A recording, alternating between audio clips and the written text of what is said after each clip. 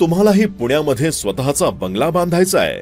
मग एक मिनिट थांबा. आपल्या सगळ्यांनाच वाटतं ना की आपलं स्वतःचं एक छानसं घर असावं आणि तेही हक्काचं. म्हणूनच पुण्यातील सुप्रसिद्ध असलेले कुबेर डेव्हलपर्स आपल्यासाठी ही सुवर्ण संधी घेऊन आले आहेत.